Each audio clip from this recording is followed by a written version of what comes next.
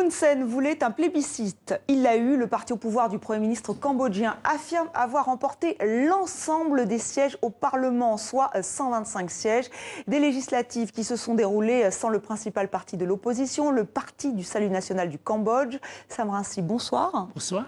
Vous êtes le fondateur et coprésident de ce parti qui a été dissous, on le rappelle, en 2017.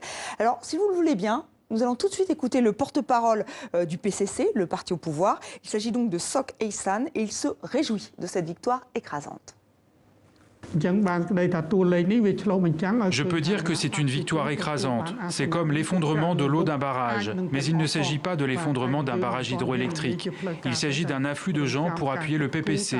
Le peuple a exprimé sa volonté par des élections libres et équitables. Il n'y a pas d'autre choix que d'accepter la volonté réelle du peuple. Donc voilà pour cette déclaration. Alors Sam Rainsy, je vous citais tout à l'heure, vous disiez « à vaincre sans péril, on triomphe sans gloire ». Est-ce que pour vous c'est une dictature qui se met en place dans votre pays?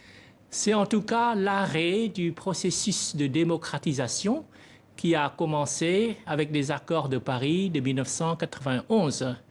Donc c'est un retour à un système de parti unique comme sous la guerre froide. Et je n'exagère pas, puisque le parti au pouvoir, maintenant, contrôle la totalité des 125 membres de l'Assemblée nationale. Voilà, une majorité absolue. Vous aviez lancé un appel au boycott. Alors, visiblement, cet appel au boycott n'a pas été suivi par les Cambodgiens, les Cambodgiennes. Comment vous l'expliquez? À vrai dire, il ne faut pas se fier aux chiffres officiels. Le taux de participation, selon les autorités, a été de 82%, mais ce n'est pas crédible. Parce qu'aux élections législatives précédentes de 2013, il n'a été que de 69%. Alors que l'opposition participait à ces élections. Maintenant que l'opposition qui a recueilli à ces élections presque 50% des voix a appelé au boycott, on ne peut pas monter de 69 à 82% sans participation de l'opposition. Vous savez, maintenant, dans les bureaux de vote, le parti au pouvoir contrôle toutes les procédures d'organisation de A jusqu'à Z. Donc, le bourrage des urnes, on connaît le trafic des chiffres, on connaît la manipulation des statistiques, on connaît. Donc, ce n'est pas fiable du tout. On a vu dans tout le pays des bureaux de vote pratiquement déserts. Et comment on a des participations de 82% alors que physiquement, on a vu si peu de gens participer aux opérations électorales. Donc, pour vous, ces chiffres donnés par le parti au pouvoir ne sont pas les vrais? Ce ne sont pas des vrais, comme toutes les statistiques des pays totalitaires. Les résultats des élections, quand un parti remporte 100% des sièges, ce n'est pas crédible. D'ailleurs, c'est ce que l'Union européenne vient de le dire récemment. Est-ce que vous pensez que certains électeurs, certaines électrices ont choisi le vote nul, le vote blanc, ils ont choisi de barrer les noms? Est-ce que vous allez être attentif? Est-ce que vous pensez qu'on aura les résultats? Oui, l'opposition a dit que ceux qui sont trop intimidés, ils ont trop peur de boycotter, s'ils sont contraints d'aller voter, on leur demande de rayer complètement le bulletin pour l'annuler. Et effectivement, il y a eu 10% de votes nuls. C'est un reflet de l'appel à l'opposition pour rejeter ces élections.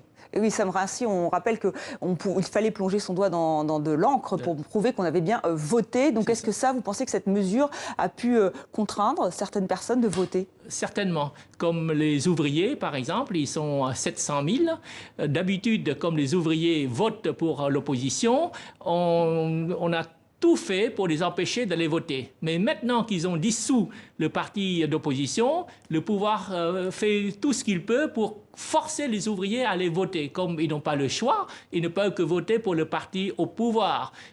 Donc on est obligé de tremper leurs doigts dans de l'encre et on a dit à votre retour, si votre doigt n'est pas taché par l'encre, on vous vire de votre usine. Ça, vous en avez la confirmation? Oui, Vous arrivez, parce que vous vivez aujourd'hui en France, puisque vous ne pouvez plus retourner au Cambodge. Qu'est-ce qui se passerait si vous retourniez au Cambodge? Vous seriez emprisonné? Il y a 50 ans de prison qui m'attendent. J'ai un nombre de sentences, de condamnations qui sont éminemment politiques, bien sûr.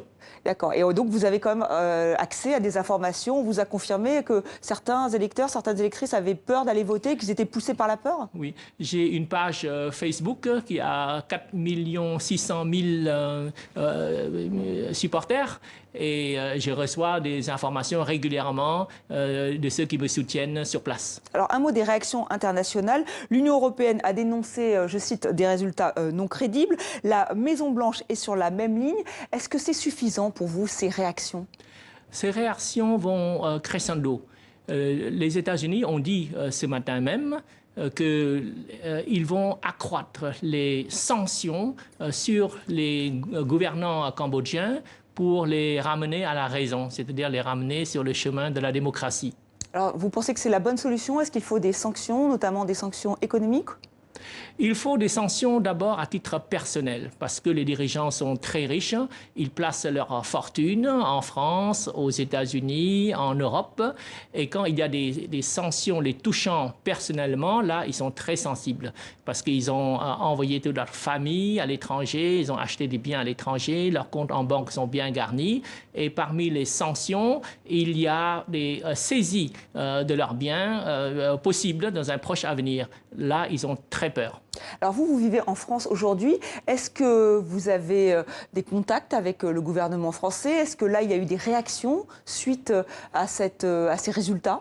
Oui, le Quai d'Orsay a émis une déclaration qui va dans le bon sens, qui est en ligne avec la déclaration de la Commission européenne.